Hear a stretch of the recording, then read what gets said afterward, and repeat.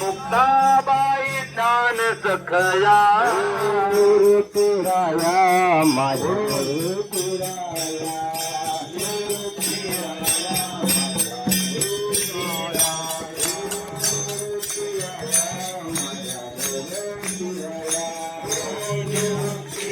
रामकृष्ण हरी माऊली. आज वर्धा येथून संत लोटांगण महाराजाच्या पालखीचे आळंदीकडे प्रस्थान झाले.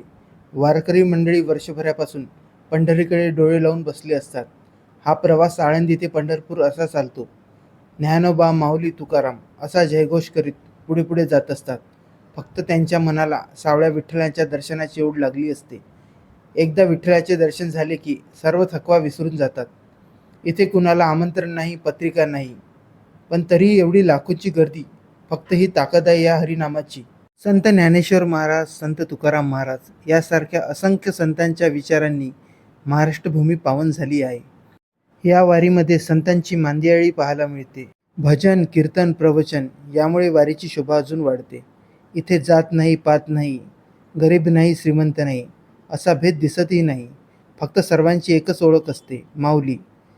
इथे लहान मोठे काही नसते. सर्व वारकरी एकमेकांना नमस्कार करून मानवांच्या अंगी असलेल्या देवत्वाची जाण करून देतात.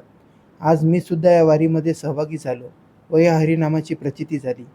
हेची व्हावी माझी आत, जन्मोजन्मी तुझा दास, पंढरीचा वारकरी. एक वृद्ध वारकरी पांढऱ्या धोतरात खांद्यावर भगवी पताका घेऊन हळूहळू चालत होता. त्याच्या चेहऱ्यावर थकवा होता, पण डोळ्यात वेगळीच चमक होती. त्याचा नातू हात धरून चालत होता. नातू विचारतो, आजोबा इतके लांब का चालायचं?